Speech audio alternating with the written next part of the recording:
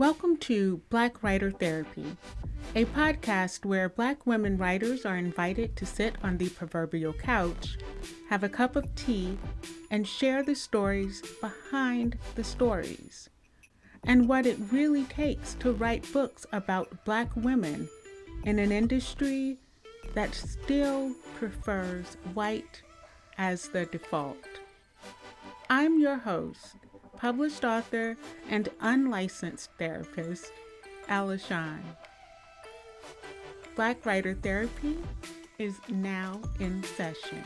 Yasmin Angoe is the award-winning, first-generation Ghanaian American author of the acclaimed thrillers Her Name is Night and They Come at Night of the Nina Night series. She received the 2020 Eleanor Taylor Bland Award from Sisters in Crime and, in 2021, an Anthony Award nomination for Best First Novel. Her books were listed as Amazon's Best Book of the Month and editors' picks and were optioned for TV, which are currently in development. The final of the Nina Night trilogy, It Ends with Night, releases September 5th, 2023.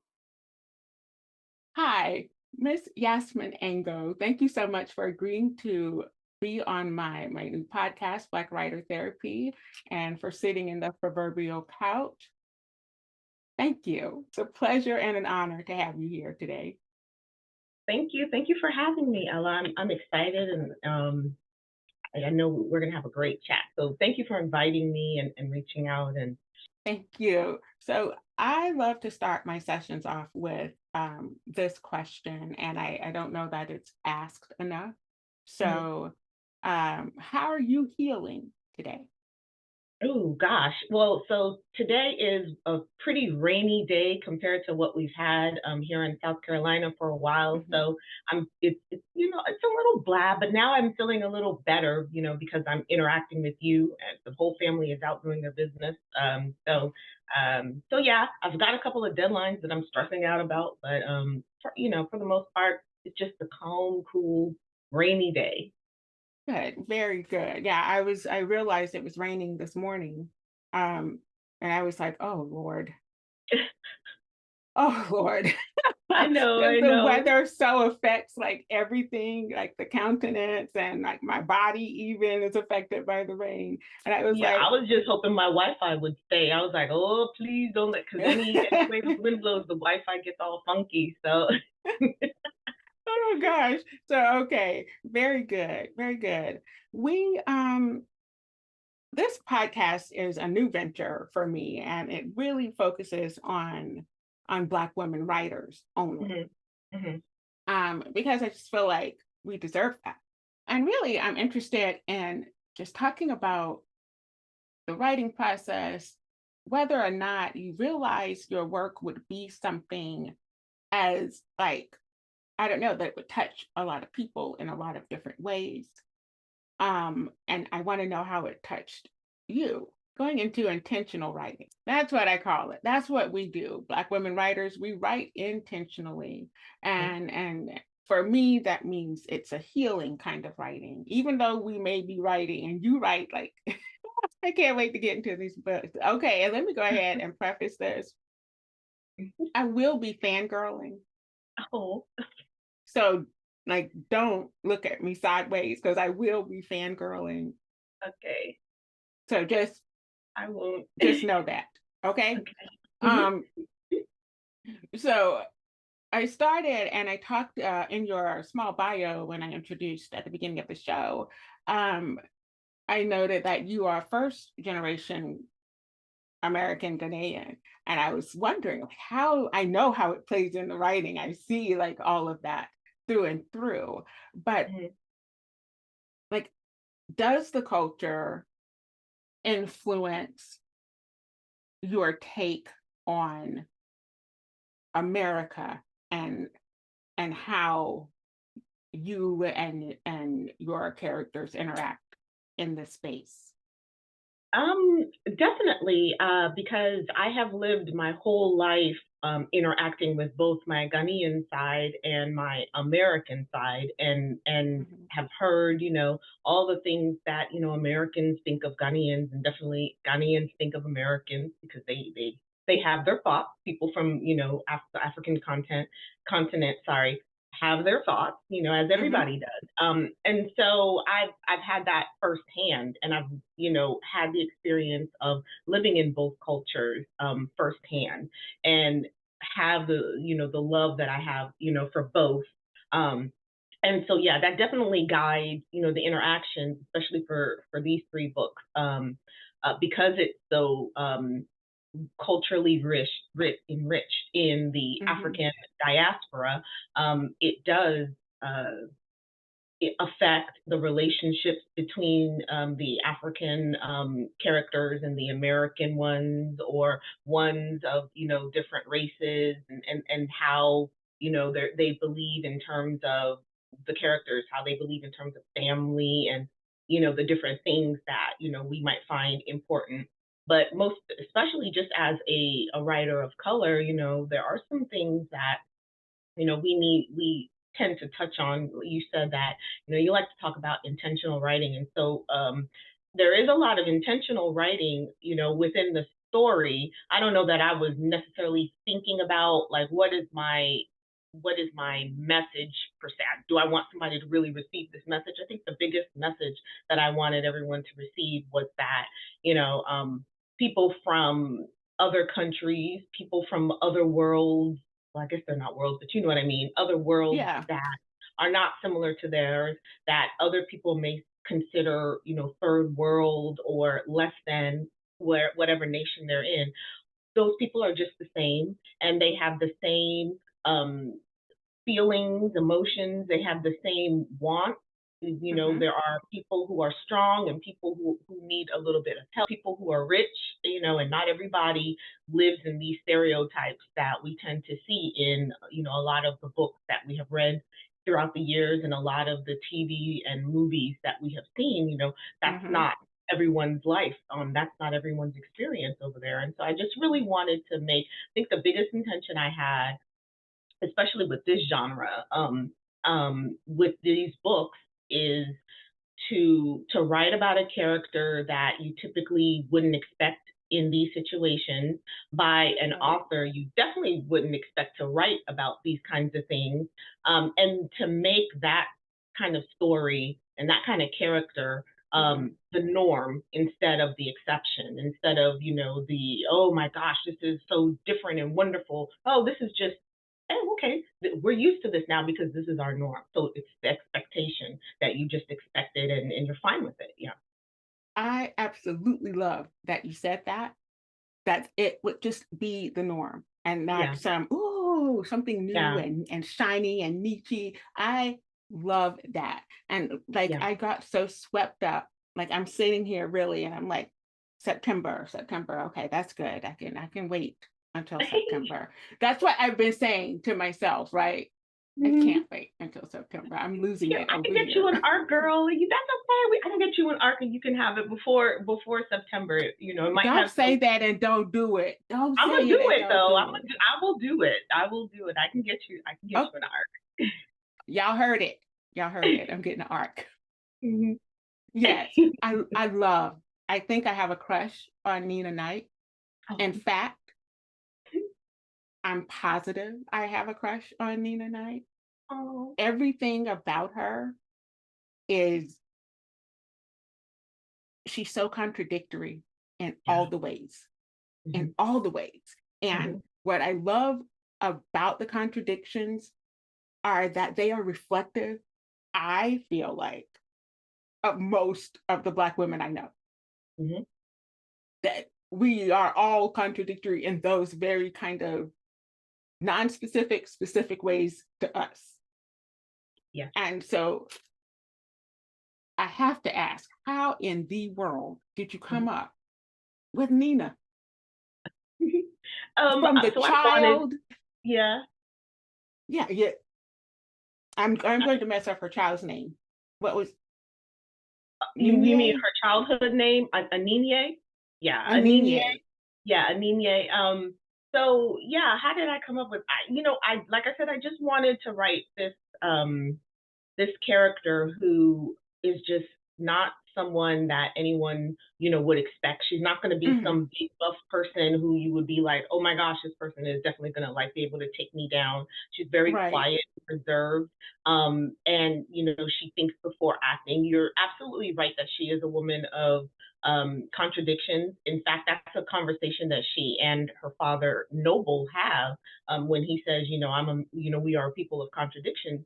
Uh, their family specifically, because they have these um, belief systems that they want to make their culture, their people who have been stolen, who have been stolen from and ravaged, and all these, it is a continent that has been really really treated so badly for centuries, right? And so Mm. now these people, these powerful Africans from all different countries want to come together and really create a one Africa, where they are united in, we're going to keep what is ours and be the people who say who it goes to and for how much, and we're going to be the ones, the owners, and that's what we're trying to build. And so in order to do that good goal of reuniting this diaspora and bringing these people's powers back to them, they've got to do some really like not so great things.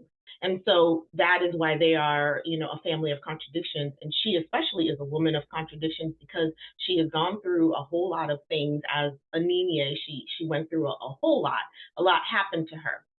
And it could be something that would just break you, but she chose that I'm not going to be broken by this thing. I'm going to survive it in any way. And not only am I going to survive it, but I am going to learn from it, and I'm going to learn how to protect myself so that thing doesn't happen to me anymore. But while she's being this, hard, I guess badass kind of person, she is somebody who is very, very sensitive, someone who's Mhm. very hurt, someone who wants to protect not only herself but the people that she loves, her family, and then eventually her love interest and the child that he has. So she's definitely a woman of contradictions. She also knows how to compartmentalize. You know what I mean? Mhm. Like Mhm. when she's, and that's something I know that as Black women we know how to do. When we have to get that work done, when we have to stretch that dollar, we're about that business, and we take care. We do that, right? Right. And we have to put everything to the side. When we're with our family, that is where our mind is in taking care of this family. And when we have to, the thing that I think that we need to probably work on a little better is the self care, Yes. and taking care of ourselves so that we are what we want to be for everyone else. And that's also something that she struggles with, her self care, but I don't know that she knows exactly what that is yet. And Mhm. that is something that I struggle. I'm like, I don't know exactly what I need to take care of myself. So I try these things, and we'll see. So yeah, so she's definitely a woman of contradictions, and she's definitely someone I came up with just for all her physicality and the stuff. I came up with that stuff because I was like, I don't know how to do that stuff. And she's very brave. I'm not that brave. So all the things that I'm not is what Nina is when it comes to like physicality, right? And things like that. Yeah. But like when it comes to how she is, her fears and things like that, I guess that those have a little bit of like what I was kind of thinking of and wanting to really encapsulate on of, how does somebody get their power back when it has been taken from them? Mm. How does someone rebuild themselves? How does someone, be a survivor? How is someone a survivor after all of this? And how do I make this, be a Black woman, and so that people will like sit up and take notice of this. And so that's kind of like what I was thinking when I came up with her. I love that. I love the question. I always like want to know the writer's process, right? Yeah. Like what gets you writing. And for like for me, I'm a questions girl. I'll have just a notebook of questions, and I ask all the questions that make absolutely no sense to Yeah. anyone else, and the Mm-hmm. impossible possibilities. And I love that.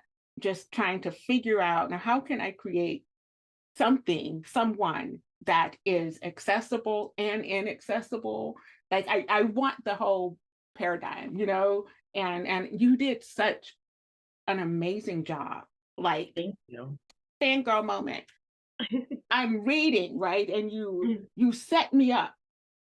You set me up, Yasmin. What I do? You did. You set me up because like I'm in the after. I'm like, Mhm. after what? Because here's the thing. Mhm. I never read the back cover. I never read the blurb. Mhm.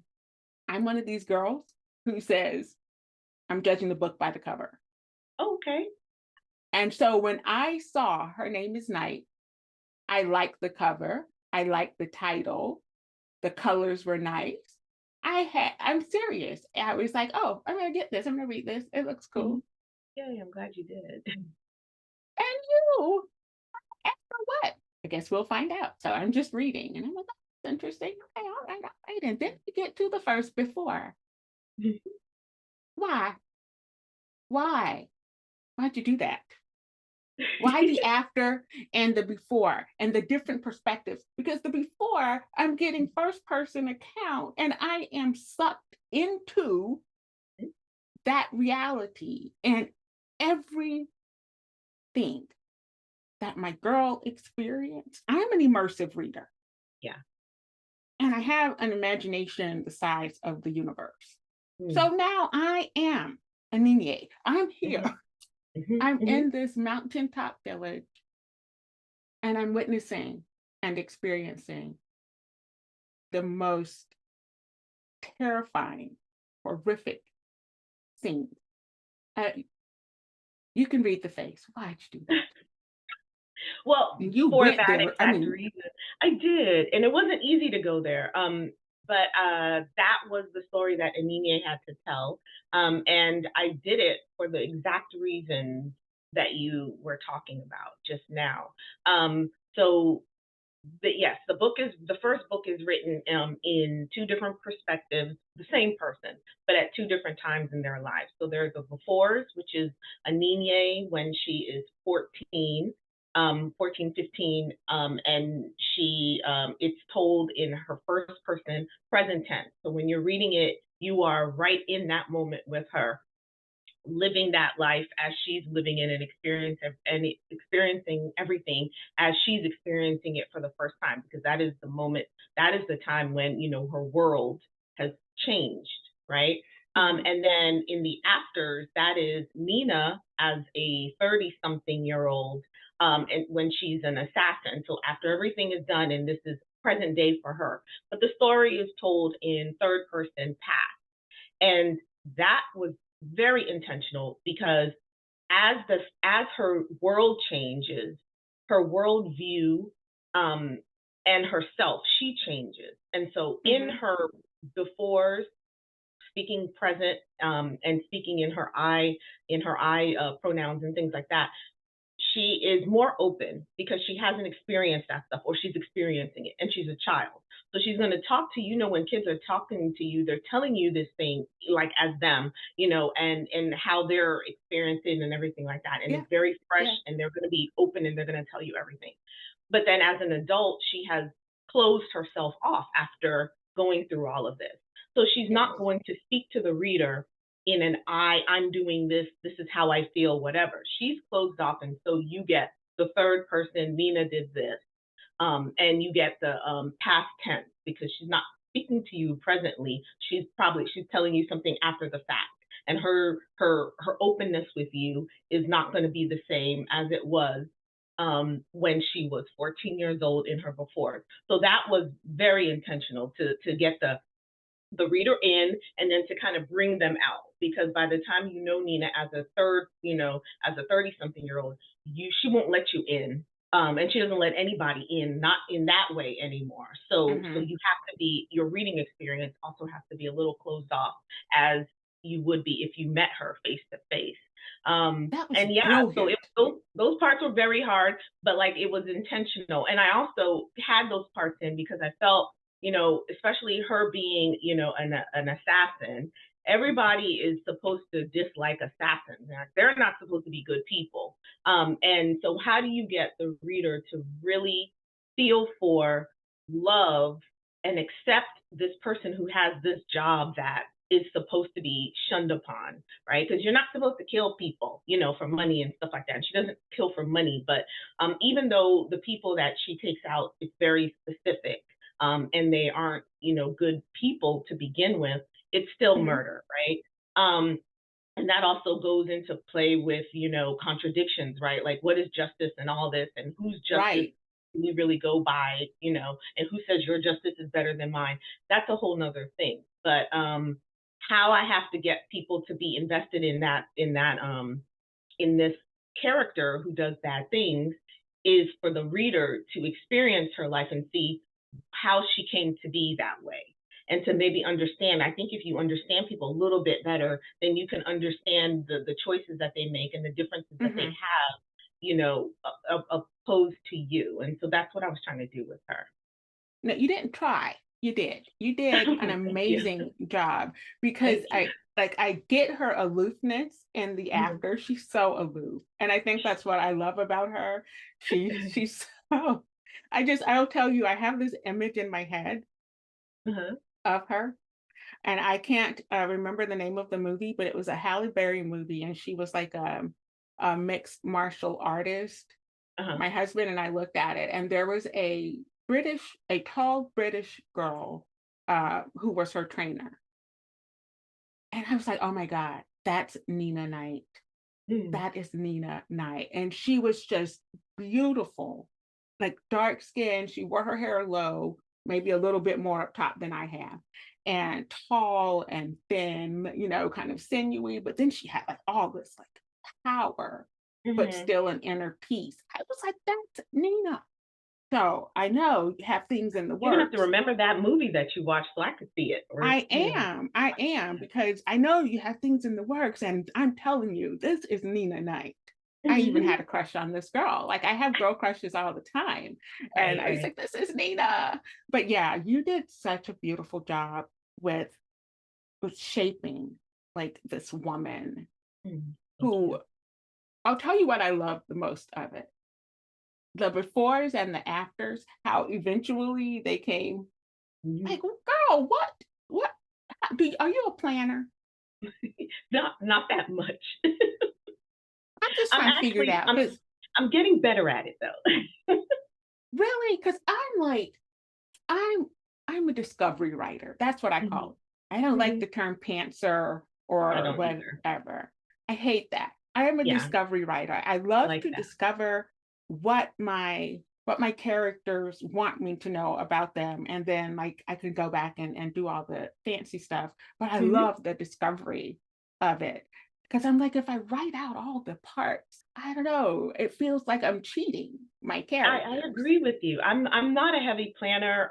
For the first book, I absolutely did not have anything written. I just had bits and pieces whenever a scene, came to me or something I knew I wanted to say. Then, I'm a note taker, so I'll just take like notes as soon as it pops in my Yes. head, and I'll have, post-its or something on my phone, or Yep. wherever I happen to be, or napkins. I mean, I literally have like napkins of, notes and things like Okay, that. so you and um, I, yeah, yeah, yeah, yeah. So I don't do that.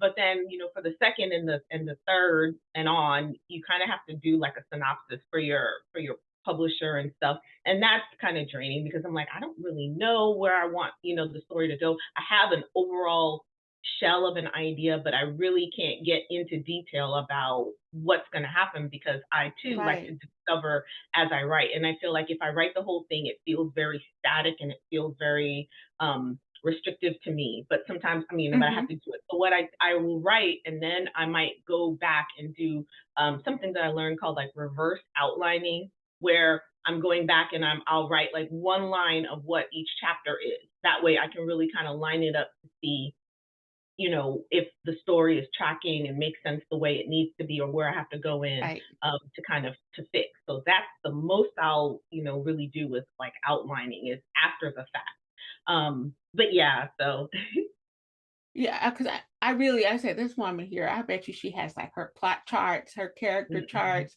all of that, because it all lined up like when it got down to that pivotal moment when she is like sent out, and it happened early too, where she sent out to take out Mhm. the guy. And I'm like, oh, wait a minute. And she Yeah. realizes and she takes out and I said, I'm trying not to give anything away. So I'm just, but you know what I'm talking about. I know. And it was like, you got him in early. And I was like, oh God, if he's still here, then what about the other one? And then I started thinking, why did you bring him back? Because he still had business to take care of. he still had he still had problems to spread around the world, But then you did me dirty. You did me, you know what? We'll get I to it. did. We'll get to it. Okay. We'll get to, I'm Okay. just going to say that my husband almost took my Kindle from me um, because I kept throwing it. Like I This give myself an hour in the morning while uh-huh. I'm still in bed. I get up at 7:30 and I read for 1 hour because I have a Mhm. problem. You know, if I'm reading, I can literally just read all day. And obviously, I don't get anything else done. So Right. I have learned to give myself an hour in the morning before I get out of bed. And then I give myself 30 minutes at night before I go to sleep. So I get a whole hour and 30 minutes Mhm. to read every Mhm. day. And yeah, so it's that 30 minutes at night that I'd be throwing my Kindle, Mm. scaring the cats. My husband thinks I'm falling out of bed. He's confused. It was so many parts where I threw that dang Kindle. Mhm. Yeah. Yeah, yeah, yeah. Well, I Again, like that. I'm glad you didn't break your Kindle though. And that your I was husband kind of saved it. trying. I But want a new one. Like I want a new one. I need a new one. But no, you right. I'll tell you, it was hard to read a yeah. lot of the before, Mhm. but also like high five because most people don't go there in their writing Yeah. for some reason. I'm a Mhm. firm believer that if it happened to my character feels like it is something that needs to be told, then I want to tell it the way my character gives it to me. Mhm. And Mhm. so the fact that you did, you didn't pull punches, you didn't sugarcoat it, you didn't fade to black, you didn't make it anything other than the wretchedness that Yeah. it was. And I know you were traditionally published. How was that? Like, how were your publishers Mhm. or your, like, with that much, like, in your face action? They were actually fine with it. So we did have a sensitivity reader for the first one, just to kind of check over some things, and I remember the sensitivity reader did mention, oh, and I know what scenes you're talking about, but like some of those before scenes like are really like they're really hard. And I was like, yeah, they're meant to be. I pushed back on that because I took a lot of time with, I didn't write those easily. And I took a Mm-hmm. lot of time with them.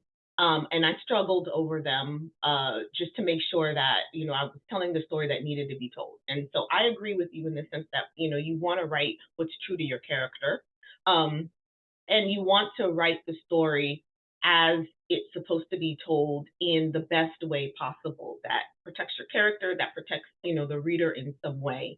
And I even went as far as to so she suggested oh, give an author's note where you warn. And I'm like, okay, Mm-hmm. and I warn, I put some things there, and it helps some people, and then, but it's not going to cover everything because there's, everybody has certain things, and so it can't Yeah. be, all, inclusive of everything that might find an issue, with Mm-hmm. the story. But I told the story in the most um honest way that I felt like it needed to be told, for this particular character. And I did it making sure that I wasn't gratuitous with it. And so in a lot of things that we will read, that's when like stereotypes come in. That's when people think that it's about, the act. And it's not about the act. What I focus on is the character's feeling while that act is happening.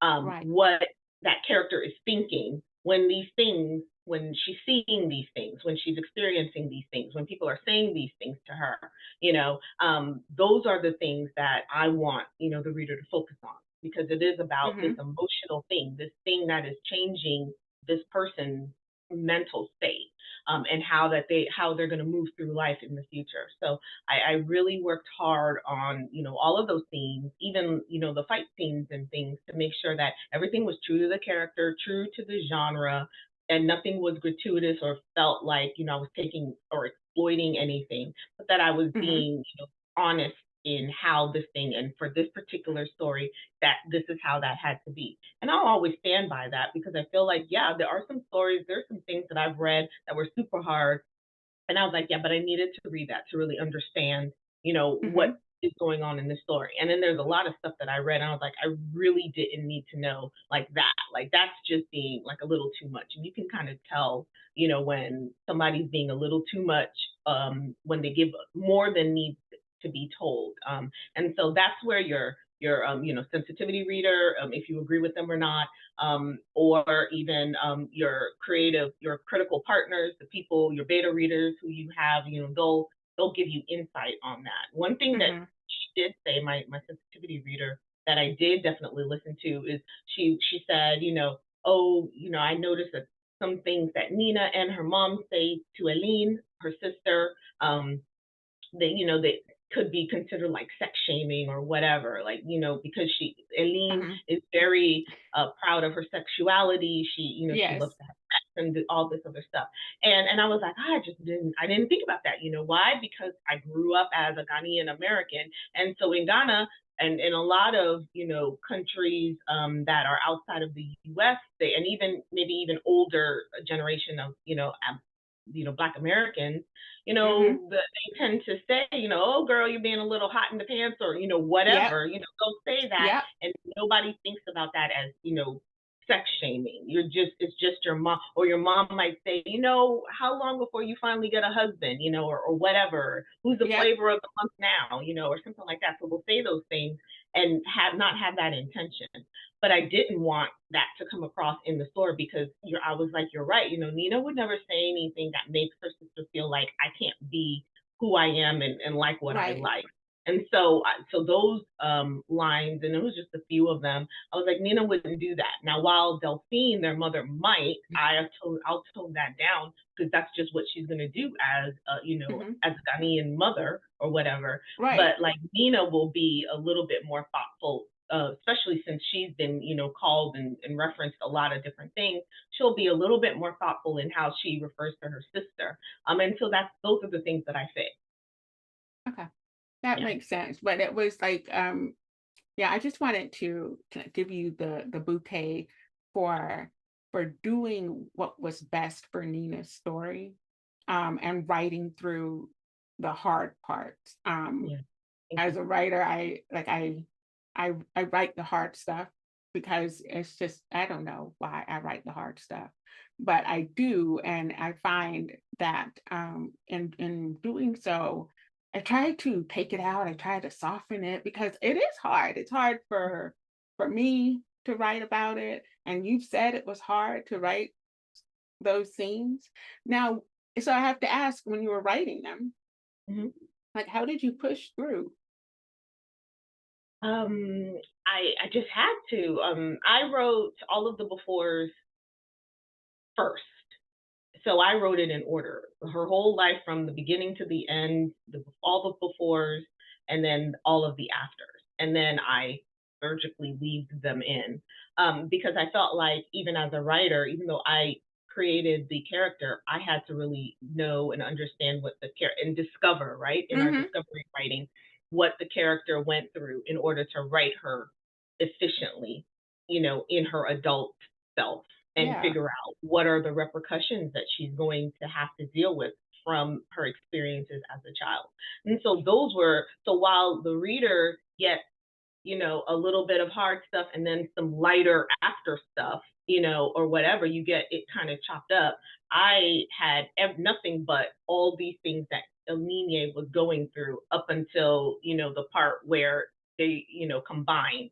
And Yeah. it was super hard, like I said, and I had to take breaks, and I had to, and I thought about it, and try to figure out if I really needed, or if it was going to be too much for the reader. And I was like, you know what, I don't think it's going to be too much, because they'll understand, and they'll Hmm. just, hopefully give me grace for taking them through it, taking them through the ringer, because hopefully things will come out better for her in the end. And that's kind of what Right. pulled me through, is I knew in the end, you Okay. know, things, some things, because we're trying not to be spoilers or whatever, but like, things will persevere hopefully in the end. There's got to be Yeah. something. And so that's what kept me going.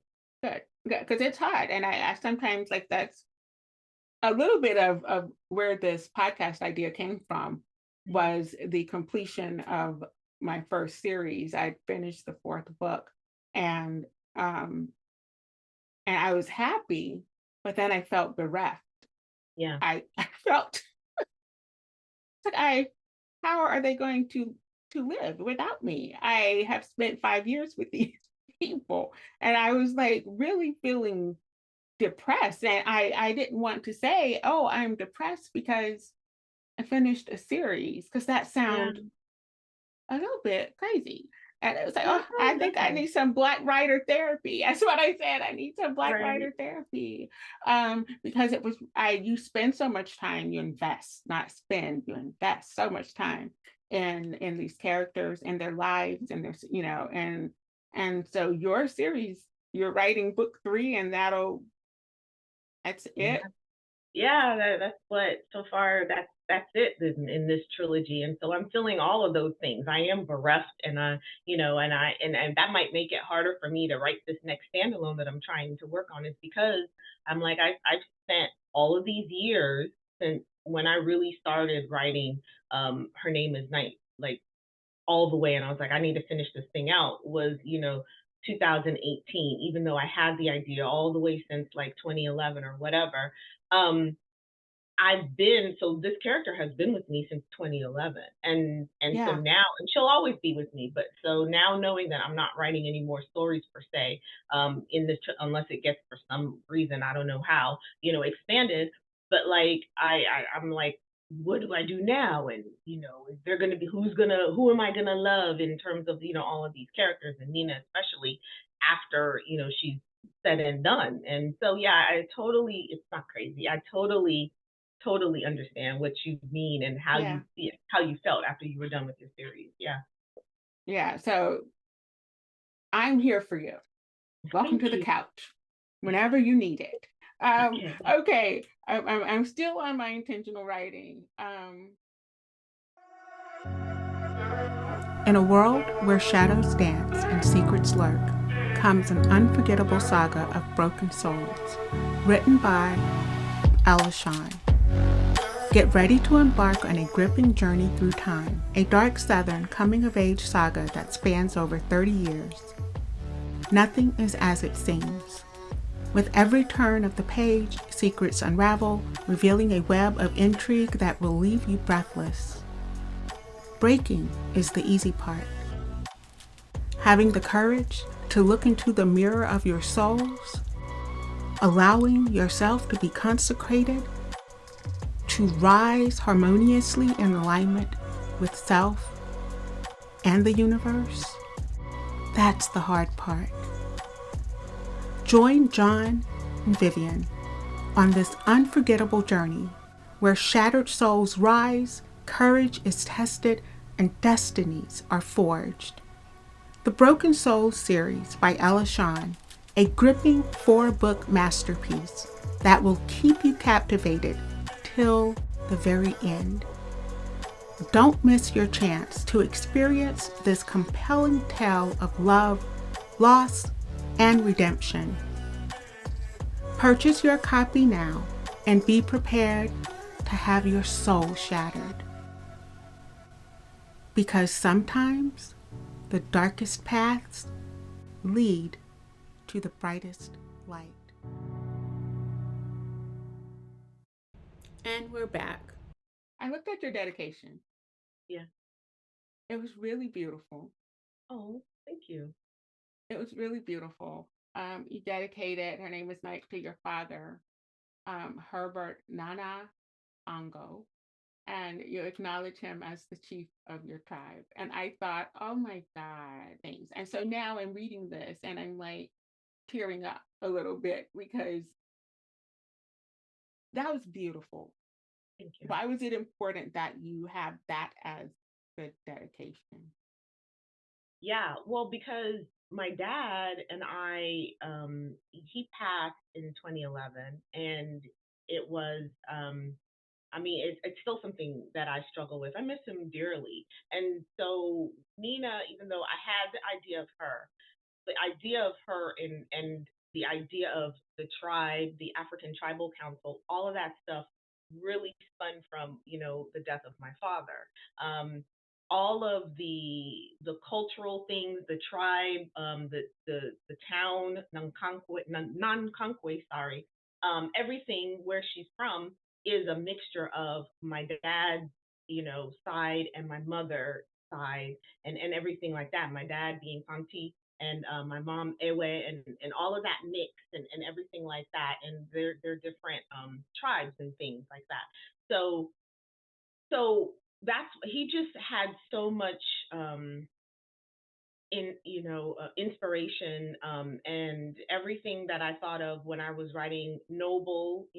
Noble is like a derivative of my dad. All the male characters, the relationship that Noble has with his daughters is one that is like, me talking about my relationship with my dad. He was Mm-hmm. someone who was always supportive, even if he didn't understand what I was doing or whatever. He never said no.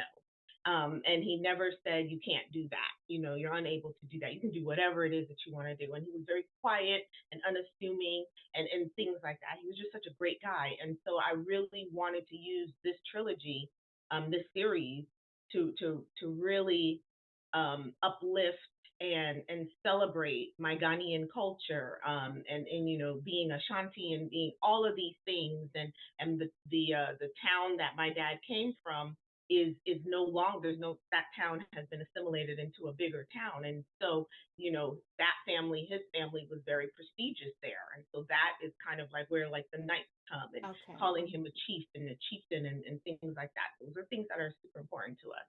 And so I just, the story was really for him, and it was like a love letter to my dad.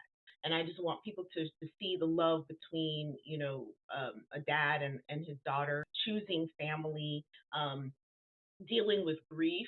So I was definitely dealing with grief there, and that's what you'll kind of see in the story when Ananiya loses her dad, and stuff like that. Those are all things that are like echoes of, stuff that I was going through emotionally, and then I just wrote them in different ways. And so I definitely had to dedicate, that first one to him, because Mm-hmm. he is the one that really kind of, set it off, and changed the gear of how, I was going to represent Nina, and how invested I was going to be in discussing my culture, and wanting to show my culture to the rest of the world. Well, a version of my culture, I'll say, because I don't want people emailing me and saying, okay, is there a real tribe, and are you all going and like killing people? Am I on the list? All that stuff. Those are just, it is just an iteration of a creative mind. Lord gosh, I could not imagine, but then I so could imagine because people would, yeah, Yeah, they're a real tribe. Am I on? You're not yeah, important enough to be on the list, sweetie. Don't worry about yeah. it. That would be my answer. I love that. And was it cathartic for you? Was it healing? Mm-hmm. It absolutely was healing and cathartic. Writing that grief out, uh, trying to format it in a different way, that is also entertaining, because I definitely want to entertain my reader. I don't just want to make them cry and like go through it. I want to really entertain them. And so it was like Yeah. a truly a cathartic experience, um, for me. And I just really wanted Nina to be um, enveloped into this found family because I moved my kids and I moved to South Carolina in 2009, and we didn't know anybody here. And so we had my family was in Virginia and in Ghana and stuff like that. And so we had to find a new family. Are the parts that were really cathartic to me, because it was just like, this is all the stuff that I was feeling, all the angst and anxiety that Ananiya might have been feeling in this new world. And when she's received, she's feeling, less of, these walls, and she's like, maybe I should start to accept all this goodness that's coming into my life now. 27%. Any guesses what that number means? Is it the number of people in the US that listen to podcasts? Actually, that number is 24%. Well, in 2017. That number has increased exponentially up to 64% in March of 2023. Podcasting continues to be on the rise. It is the place to be. Only 27% of podcasts are hosted by women. Only 27%. Are you as shocked as I was? Just think of all the voices we are missing. Is your voice one of those? Is there a topic you keep thinking about? A message you know needs to be shared? Guests you know you want to interview? Or maybe you're an entrepreneur and you know that you want to help others get to know you better and know what you do. Podcasting is the way to do it. This is why I founded Authentic Connections Network. A podcast network that's so much more than you'd imagine. We take the tech and stress out of podcasting. We give you the power of a network, the power of community, of education around podcasting, of coaching, individualized supports, and all the other incredible women breaking through and changing the landscape of podcasting. Isn't it time you realize your dream? We believe strongly in our creators. We believe in Ella Shawn and in Black Writers Therapy. There are conversations that need to happen, stories that need to be told. Authentic Connection Network is the place for them. Follow us on Instagram at 37by27. Comment the word amplify on any of our posts, or DM it if that feels better to you.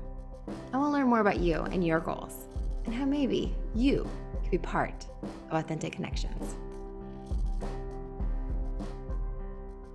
If I were a for real licensed therapist, like what would send you to my couch as a Black woman writer dealing with the whole publishing industry? Like, what would do it? And you, my friend, are the only one who wrote in. And I was like, ooh, nobody has written in. And you said that this wasn't an option, but this would send you to the Black Writer Therapy couch. The higher expectations on Black women writers and how we have to be better than the mediocrity that our white counterparts are allowed to flounder in and excel in. So speak on it. Yeah, I mean, that is, and thank you for reminding me about that, because I surely forgot. But yeah, that is one of the things, and that's something that, I talk about with a lot of my writer friends who are kind of going through the same thing, is the expectation, the stress of, and you know what, it's not even in writing, right? It's even in the world as we're working, if we're working, just wherever, right? And we feel like we have to be better. We feel like we have to be one step. We have to be damn near perfect, more educated than everyone else, more well-spoken, and we have to not be so aggressive as they would like to say, you know what I mean? Because you don't want to be labeled, that angry Black woman, angry or Black whatever woman. the case. Right. Yeah. And so we see that, that's something that I've seen when I was teaching. You have to be really on it when when you're trying to tell somebody, hey, your child didn't do this certain kind of thing, because they're going to try to call you like you didn't go get a whole degree to be a teacher. Thank what I mean? And stuff like that. So it's very much the same, in the publishing world, where it feels like there's so much more pressure for your story to be perfect. Like you've got to have all these parts of the story perfect from the get-go, or else you will have, people, calling you on it, or telling you it's, we don't accept it this way. So how about you fix it this way, and all this other stuff. And I'm like, I'm putting all of this work into making sure that writing the second book and the third book were so hard, because I'm thinking in my mind, I have to have all these things perfect so Right, that right. nobody comes to me, even my publisher or anybody, not that they would, but like, I don't want to ever feel like someone is like, this is lacking here, or anything like that. Because, some readers will definitely call you on it. And I'm thinking to myself, now I know I just read something from some other author and they didn't nearly have all this stuff. They were missing something, but they were okay. They made, a bestseller list and got an award. And here I am struggling and doing all this and not getting maybe the same recognition, or not getting, like, hey, you did a good job, or whatever the case is. Someone's nitpicking about something else.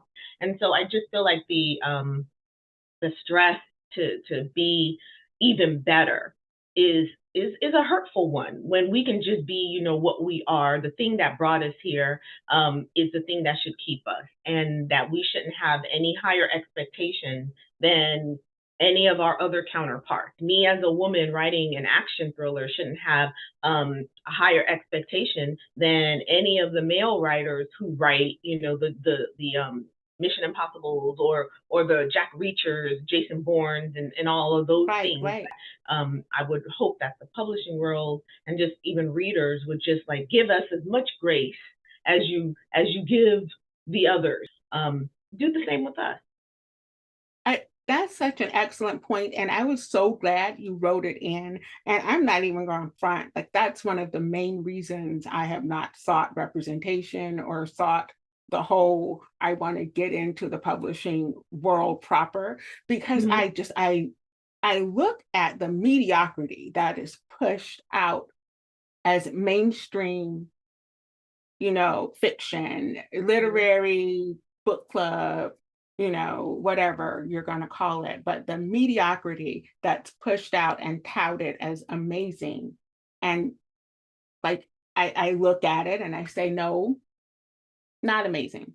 Mm-hmm. Formulaic in a lot of ways, Mm-hmm. a rehashing of in a lot of ways, but nothing groundbreaking, nothing that's going to make me take notice.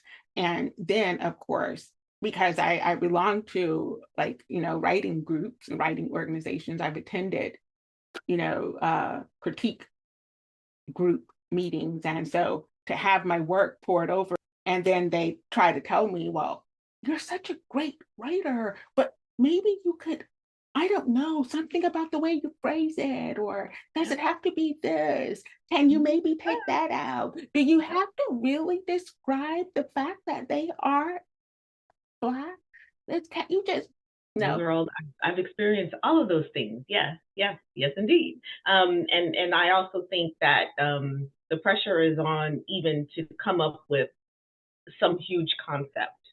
Even if we're talking, not even just about craft, but talking about concept, right? When you were saying that things are, formulaic or whatever for some people, like it's literally the same thing, just rewritten in a bunch of different ways. But if we came up with it, they would say, it's not, it doesn't really pop, you know what I mean? Or whatever the case Yeah, is. And that's also something that I mean, like, let me have a mundane idea. And if I write it well, what does it matter if it's just, four women just, talking about life? What's wrong with that? That's okay. Why right. do they have to, do this, and why do they have to do that? Why do they have to have this huge thing? It's because is it because, I'm a Black writer, and so you expect me to have this huge concept, when Yes, when Black people, our lives are not one big huge thing after another. We just chill like the rest, and so that's why you won't see a whole lot of books of just us chilling, because those are the books that people, they don't want those books. They want those books that, are always talking about, something traumatic that's happened, or some big huge, thing by an author of color, right? And they're just like, oh my gosh. And I think a lot of people like to say, oh, they're writing about Black pain or whatever. And I'm like, yes, there's Black pain, and I don't even mind reading about it. I mean, I've written about it, but there's also Black joy, and there's Black Black love, joy. and there's all these different things There's that Black intellectualism. Like Black we're a intellectuals, whole Black people. boring people. Black people are boring too. You know, like we have all these things, and so accept all of those things, and don't just look for those stories that you feel are so prolific because they're talking about a tribe being like burned down or something. I mean, do read those kinds of books as well, but then also accept the lesser, more quiet books.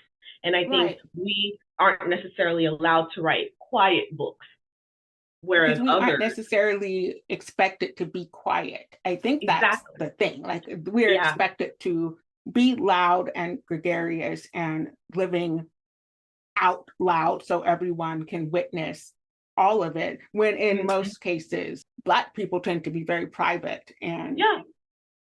and settled. And Hmm. I don't know. It's like the more sensational something is, the more I think the mainstream publishing industry is like, yes, Yeah. if it's written by, and I had Mhm. this big blow up with one of my good friends, and because I'm like, I don't write street fiction and I don't read street fiction. I said, and the publishing industry is doing a very good job of pushing that genre. And I would be questioning why. Right. Right. Right. Right.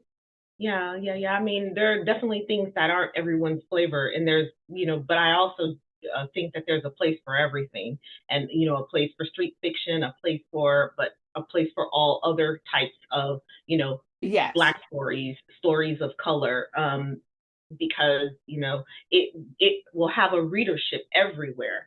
But I definitely don't think that the publishing world tends, like you said, to jump on the thing that the it thing, yes. right?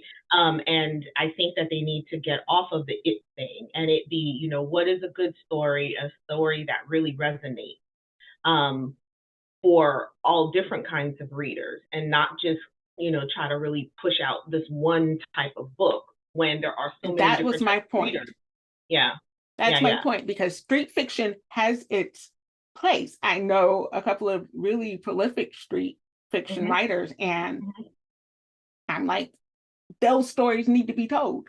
They Yeah, need to be told as well. But those are not the only stories of those Black aren't the only people stories. that Yeah, need to that's be true. told. And I Yeah. think, that was my whole point. I am not like, I have never bashed street fiction because Mhm, mhm. so I 100% um, appreciate you saying, and you expect so much from writers who aren't writing in that specific genre. You Mhm. expect so much more. Like if you're saying I'm going to be a literary writer, you better be Toni Morrison. Right? That's your Yep. option. You can be Yep. Toni or you can be Alice. That's all You you can't get, just be you. Right, right. right? That's absolutely right. And if you're not, then you don't get, a second look. And that's what I think. And that's not the same for, other kinds of writers, so those are the things that, I would hope that agents and publishers just really veer away from that, and not try to compare this new writer to this big huge writer, and knock them because they are different um, Right. from that writer. That writer doesn't even want to be in that position to be the person that like keeps everyone else. They're like, I'm me and I write this way, but don't knock another's hustle for not being me and writing this way. Right. Take them for what Exactly. they write and how they are. So yeah. Hmm. Yeah. I think that's a really, great segue into our the audacity of Black women writers. Yeah. Like, how much audacity does it take for you as a Black woman to write not only in a genre that is not usually written? I don't think I know any Black women thriller writers.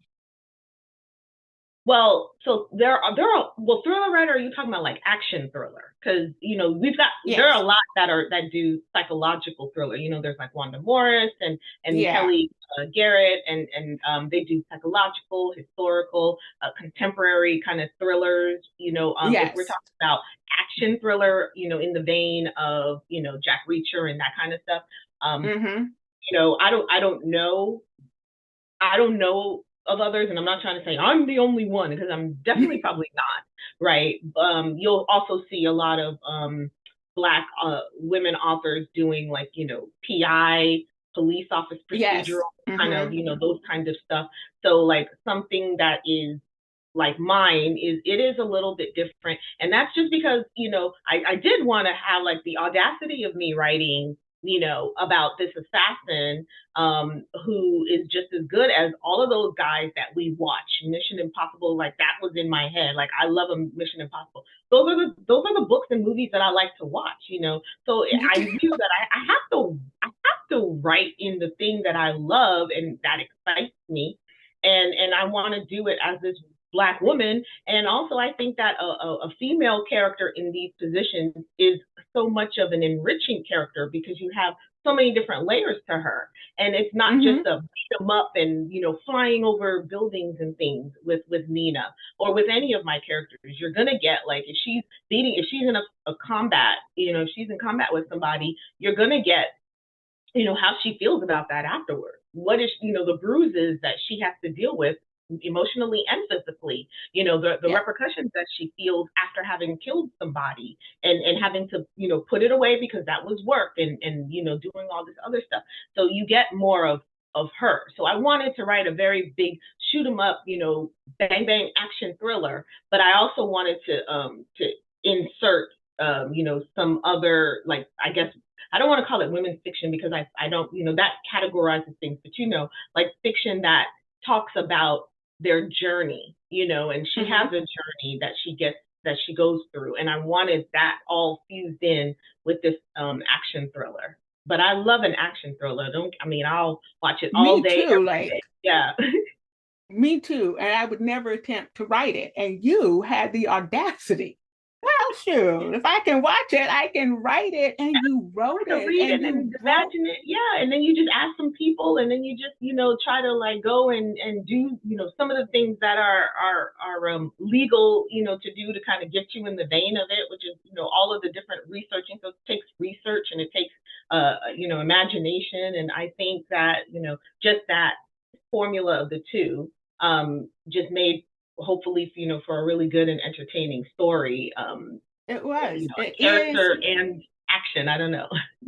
the character. Like, just okay, I'm ready to get into the book to publish these Black women characters, right? To write these Black women characters. And I don't know if as a whole, all the Black women writers in the world are like, let me write this Black woman character and make Yeah. her so badass that every Black woman wants to be her. I don't know if Mm-hmm. that's the whole process, but you wrote a character that was so badass that I wanted to be her, or at least know Me her, too. I wanted to be her. Yeah, I wanted.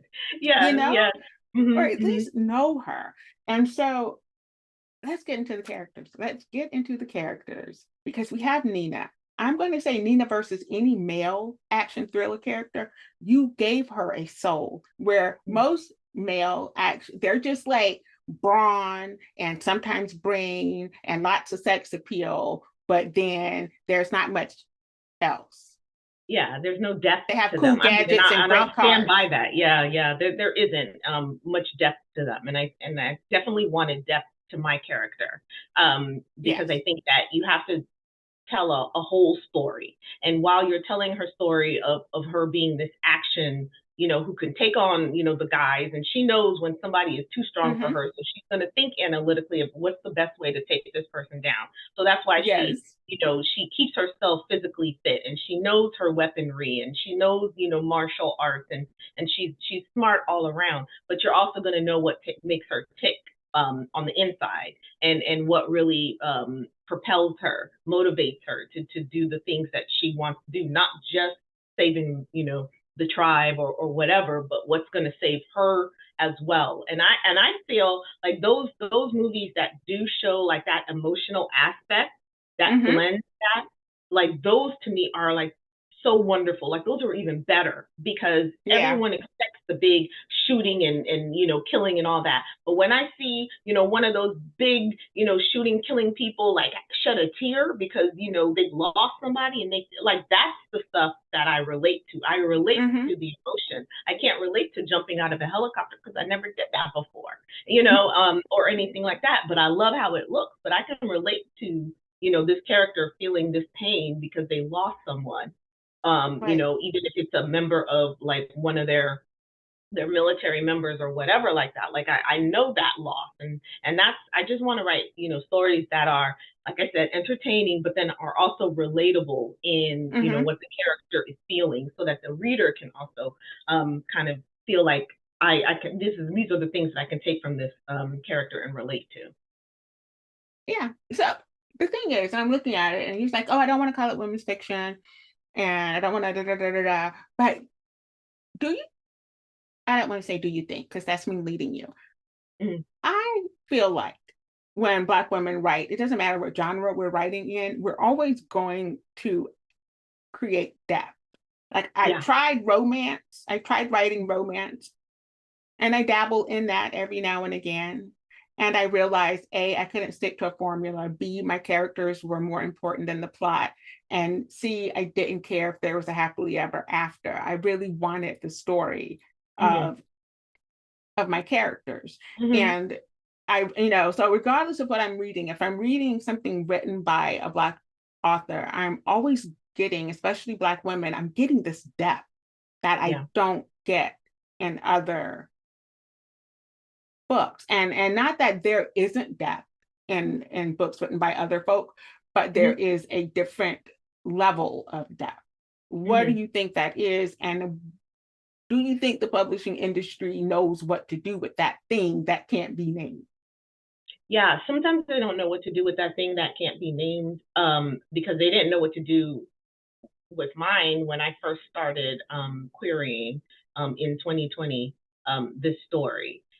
Because my story was a mix of action thriller, because it had, um, women fiction trope, because it had a point of view that was 14 years old.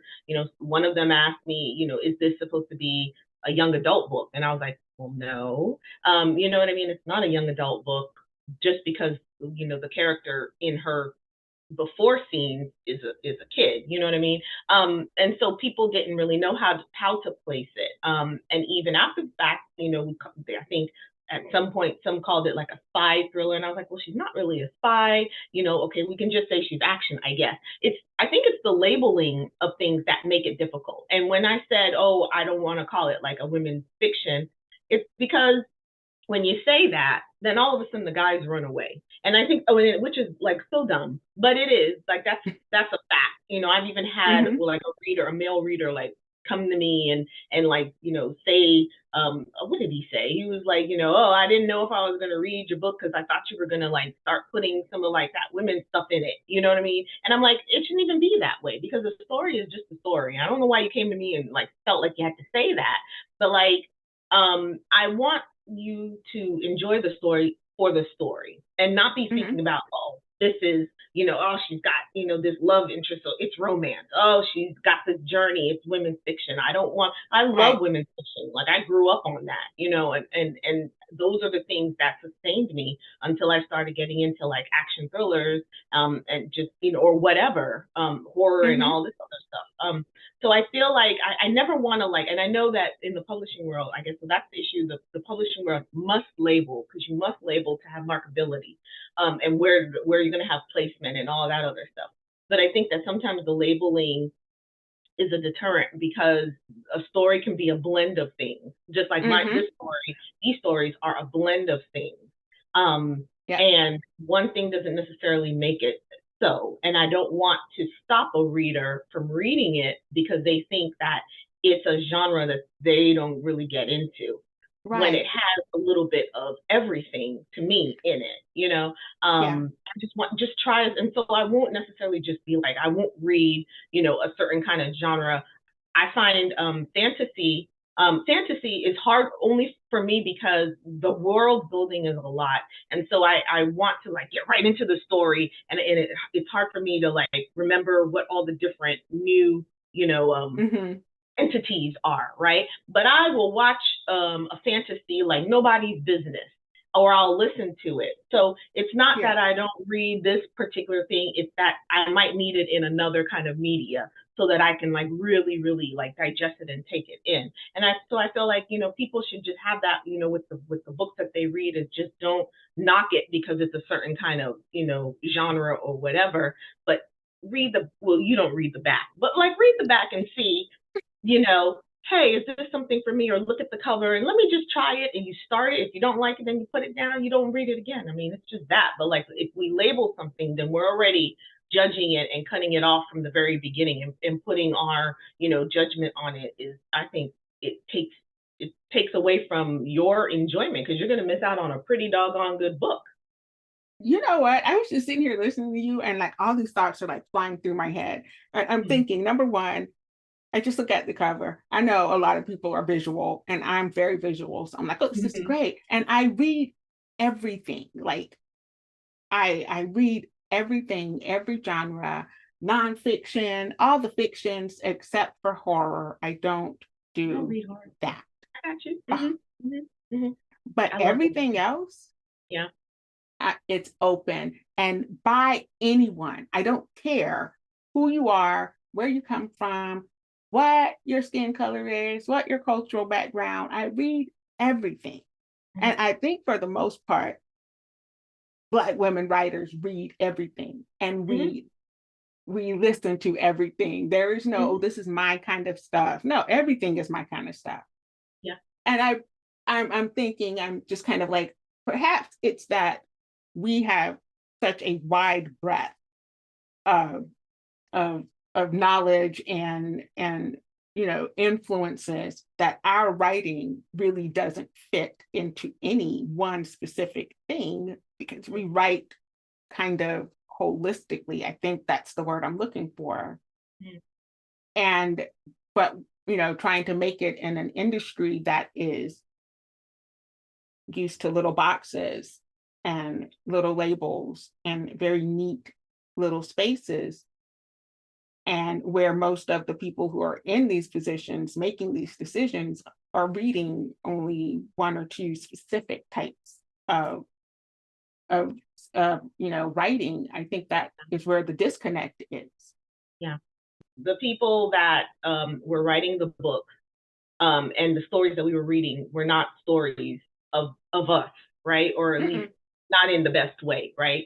And so we would have to find the joy in whatever we were reading from just the story. We didn't have to look like the character to enjoy the story. And I think that's an issue now with a lot of people who won't read like characters of color, or written by an author of color, or written by a woman, a female author, when it is, a military, thriller, or an Mm-hmm. action thriller, stuff like that, because they don't see themselves in this story. And instead of just letting yourself go and suspend your belief and be invested in but like, instead of doing that, like, that's the problem. And that's something that I was seeing even when I was querying. A lot of people were like, oh, the story is great, but like, I don't know if I connect with the voice. Well, what does that, the voice thing, are you talking about this black voice? Because you know that these characters are black characters. You might not be a black person. And so therefore, instead of focusing on the story, you're focusing on that the character doesn't look like you. And you Right. can't find, you can't imagine yourself as this character. The Mockingbird is one of my favorite like childhood stories. I can imagine myself as those characters. And I'm not just talking about a Calpurnia, their black maid, either. As the white character, we are able to accept differences and put that to the side and just enjoy the story much Yeah. more easier than a lot of other people, than other races, and the male gender even, because they keep putting all those stipulations on us. And I think that's why when we write what we write. And this is not just a Black story. Just because the characters are Black doesn't make it a Black story. It is a story about Black people. And so making that issue, oh, I can't understand the voice because you don't understand the idioms that, maybe Black people might use. But there's some things that I don't understand in other books, but that's not going to make me stop reading those books.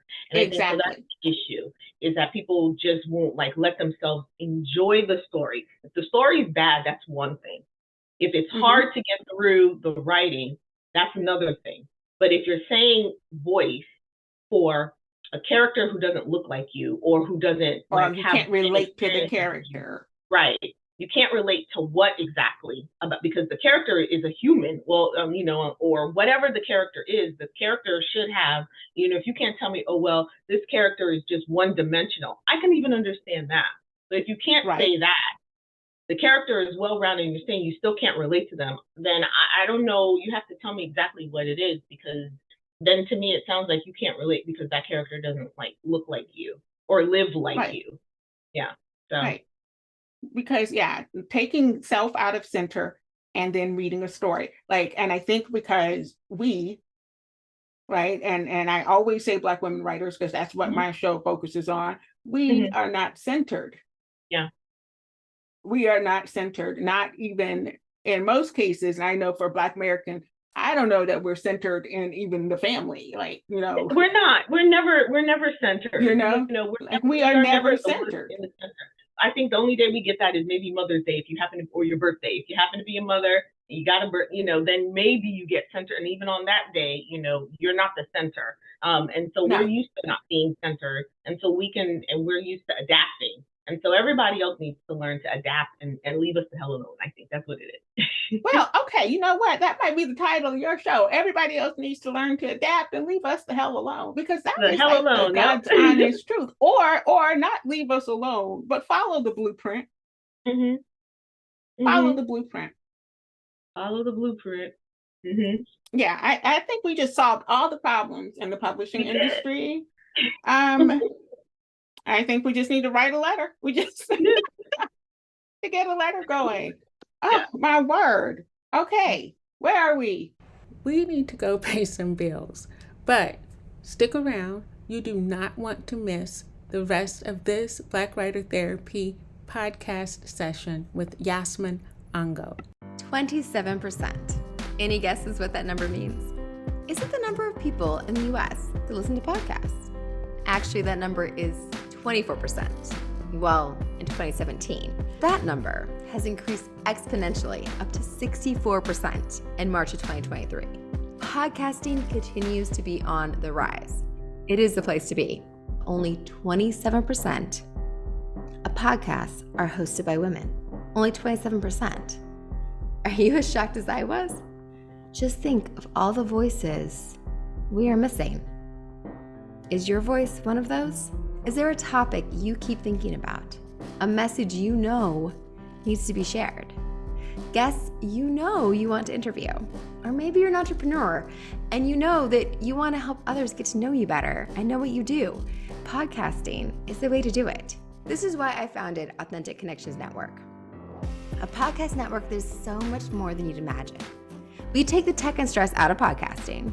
We give you the power of a network, the power of community, of education around podcasting, of coaching, individualized supports, and all the other incredible women breaking through and changing the landscape of podcasting. Isn't it time you realize your dream? We believe strongly in our creators. We believe in Ella Shawn and in Black Writers Therapy. There are conversations that need to happen, stories that need to be told.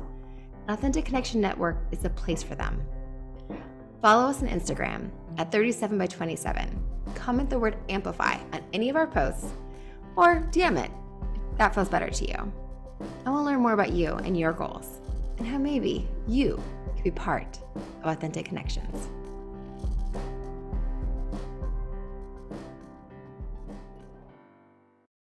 And we're back. This next segment is made possible by my podcast network, Authentic Connections Podcast Network. 37 by 27. Now, these next words that I'm going to say are all in relation to the Black woman's body. Okay. Violated. Yeah, okay. So that's perceptions that people put on a Black woman's body, judgments that people put on a Black woman's body. A violation can be something you do or say, judgment placed or whatever on someone, on her, in a negative way. Okay. Over sexualized. Yeah, over sexualized. Yeah, that's something that tends to happen with Black girls and Black women. And it's a stereotype. You're always putting them as they are this certain kind of thing. And Black women, we just want to be, if we want to be sexy, that's perfectly fine. But like, don't over sexualize a 14-year-old just because she happens to be more developed than everyone else. She's still a girl. And my last word is commodify. Commodify yourself and make it where like you are really like building for yourself, whether it be monetarily or intellectually or with self-care or whatever. Like, commodify yourself to be the best representation of yourself and whatever it is that you want to be and do. You know what? That was such an interesting perspective, because that is something I think that I struggle with, the whole idea of commodifying myself, because as a writer, I'm my brand. Like, I'm the brand, and thinking, I can't be a commodity. I'm pimping myself. I'm selling myself. I'm not a slave. Like, just having that connection to, a Black woman's body being something that historically, like, having the Black woman or Black girl's body being used as a commodity, and then turning around and saying, this is my body, and now I'm going to be the one to turn it into a commodity, but for my own purpose. I think a lot of us, like, it doesn't sit well. So we don't like putting ourselves out there like that, because it's like, but I'm not a commodity. But then you kind of have to be if you're your brand. I think you have to be a commodity in anything that you do. And so if someone else has an issue with how you commodify yourself, that's their issue. That's not your issue. That's their judgment. Girlfriend, I am like, you just don't know. I'm sitting here trying not to like, because like, people need to hear this. Like, Black women need to hear this, because I'm gonna, epigenetically, we are like, protect your body and don't put yourself out there. And people already think, that your body is evil, and it turns everybody into sexually raving lunatics, and this is that and the third. But to hear you say these things so like boldly, and like, this is what it is. You have the correct, it's your body, own it, commodify it. Like, whoa, okay, thank you. I'm going to thank you on behalf of all the women listening. And so you are published through Thomas and Mercer. Walk me through that process. Yeah, my process, I mean, I queried agents. I had, at the beginning of 2020, I had a whole lot of rejections, nearly 100 rejections. And then the agent that I'm currently with, Melissa, right now, she offered me representation maybe in May of 2020, I want to say, near like mid-May or something like that. And then I had also submitted for a contest through Sisters in Crime, which I'm a member, and it was for the Eleanor Taylor Bland Award for Emerging Writers of Color. And then I found out that I had won that grant right after I got my agent. So my agent and I just polished up my manuscript that I had for Her Name is Night, and she went and submitted it to publishers the day that they announced, that Sisters in Crime announced that I was the winner. So she kind of, she did that marketing thing and kind of put it all together. And then I think within the week, we started getting messages from publishers who were interested in discussing the book and things like that. So it took me over 20 years to become published, and I've always wanted to be a writer. it took me over 20 years to, get this deal. But like for me, when it happened, it all happened like very quickly, back to back. Mm-hmm. So within those, within like I said, a week of her submitting the queries, we had people who were interested. We talked to some publishers, and Thomas and Mercer offered me a 2-book deal, which was wonderful. And the editor, Mega, she was also wonderful, and I felt like she really understood the story and what I was trying to do with the story. And and so it just went from there. So yeah, and then quickly after that, that's when we started getting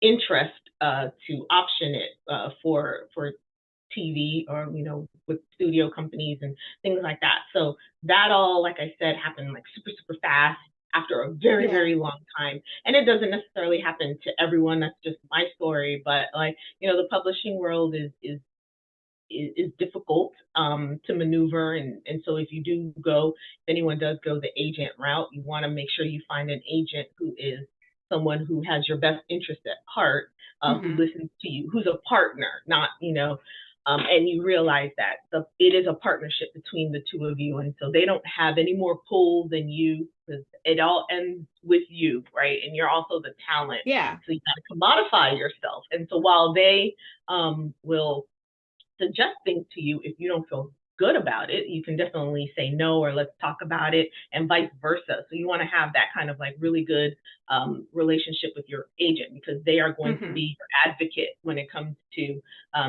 the publishers and other agents, even like the film people and things like that. Like they are your best advocate. So yeah, that's pretty much the my story of publishing. Okay. We are moving into everybody's favorite part of the podcast. We are at the last segment of the podcast. And this is tell the whole story. Okay. In this, it's a little game that I love to play. I change the words all the time. So these are different words. Okay. But you have to remember, after your anecdotal story, to either say hashtag bookish, hashtag writer's life, or hashtag writing while Black. Okay. Are you ready, Miss Yasmin? I think I'm ready. Okay. You don't seem as like, oh God, as everybody else. They have been like, I don't want to do this. I don't want to do it. And I'm just like, they're words. We are wordsmiths. Anyway, your first word is smart. Smart. So I think that when you read widely, it broadens your acceptance, and it also it broadens your intelligence. And so, and when you read, like I said, widely, the gamut or anything like that. So I try to do that just so I just know other things, and I just like to know things. So so definitely reading widely makes you smart, in my opinion, and that'll be hashtag bookish. I love that. I'm jotting this down. Tension. What was the word? Tension. Tension. Okay. Tension, so when I'm writing my stories, I'm always trying to figure out the ways that I can increase the tension. The tension isn't just something in terms of, when someone is fighting, like a physical fight or whatever. Tension can be anything, including the interaction between, two characters as they're talking. It could be like, something with love, or it can be something that one character singularly feels about themselves, and they're trying to, you're building this tension because they have this problem that they're trying to solve, by themselves or whatever. So I think tension really moves the story. Tension is what people can relate to, because that is pressure. That is the problem that needs solving. And so readers can really relate to tension, but tension doesn't always have to be, a story, a big mic drop. It can be like the Mm-hmm. littlest thing. And so that would be hashtag writer life. I love that. And you do such a great job like building tension. Your next word is ownership. Ownership. Yeah. I think taking ownership of what you're going to write and how you're going to write it and being prepared for whatever the response is. That also being accountable for whatever it is that you're putting out there, including, how you interact and how you, just everything, right? Is especially important when you are hashtag writing while Black, because it's very important Hello, to have somebody. ownership of what we're doing. That goes, I can't get off that commodify, right? But that also goes with owning what we're doing, like literally, but then owning what we do mentally and emotionally. Because eyes especially are on you if you are, Black. So I love that. Thank you. You're doing awesome. Like for real, for real. So good job. Your next word is radical. Radical. That one is a hard one. Okay, so radical. I don't know what I can say really about radical, because I feel like one person's radical is another person's boring. That would be, hashtag writer's life and hashtag writing while Black, I think. I agree. I'm just of the mind that anytime a Black woman puts word on paper, it's a radical act. I don't know why. I just think our words, we create change and progress. So that's why I go with radical. Yeah. Your last word, and the last letter in story is Y. There are not a lot of great words with Y. So this is except for my name. Look, we can't have Yasmin. So no, we can't. Yearning. So yearning is something that I have always had as a child, trying to be, a writer. I love writing. I love reading. It was my everything when I was a kid, and being raised by my mom, who was working multiple jobs. It was my babysitter, my sibling, my everything. So there was a yearning that I always wanted to be immersed in these other worlds. They brought me such joy. And so when I'm writing, there's a yearning that I have that I want to be able to create that same feeling and experience for anyone who reads my book. That is hashtag bookish and hashtag writer life. It's just hashtag everything. I love that. Yeah. I love that. You have been awesome. And I was so looking forward to this, and you did not disappoint. Oh, geez, really. I got so much from reading the book, and just kind of, it's empowering in a way that isn't superficial. Yay, wow. Can you tell the listeners how to get in touch with you, what's going on with you now, and all that? Sure. So what's going on with me now is I'm just drafting my standalone book 4, which is going to be more along a psychological thriller. So we're going to take a little, we're going to take a chance on that and see how that works out. And then I can be, you can see me on IG at author_Yaz, on Twitter at Yaz a Writer. I'm on Facebook. I have a page there, so it's just Yasmin Angoe, author, I think. And then my website is yasminangoe.com. So if you needed to contact me, there's a contact form there, and you shoot me a message, and I'll try to get back to you. I usually do, though. So cool. Thank you so much for being here. The last part of any good counseling session, I have to give you homework. And so I play the role very well. Your homework is to tell me who needs to be on my show next. Oh, you can definitely have great conversation with would be Veronica Henry, who is the author of The Foreign Exchange, and then Ananiya Williams, who is the author of like so many wonderful romance and women's fiction. Good, very good. Thank you so much. I actually looked up Veronica Henry, and then it was an older white lady who was a Veronica. Oh yeah, and I'm sorry. Yep, that's not her. There's two of them, right? It's a Black woman writer show. We looking for Black women writer. What's this? And this is me. And I'm sorry. I didn't even think about that. I forgot. Yep. I did a middle name. Yeah, I think you have to use I found her. Okay. But I was a little. The Black Veronica, okay? The Black Veronica. The Black one. Yeah, it's so funny. Look up her title, The Foreign Exchange. Yeah, so you'll see it. That was funny.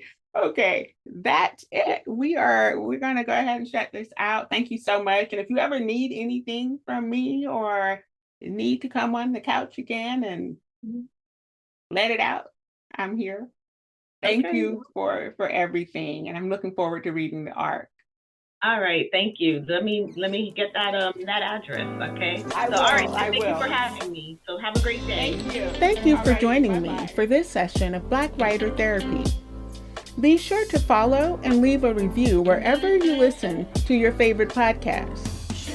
And keep the conversations going on Instagram using our hashtag Black Writer Therapy. I'm your host and unlicensed therapist, Ella Shawn, reminding you to be kindest to yourself first, always and in all ways. See you guys next week. Bye.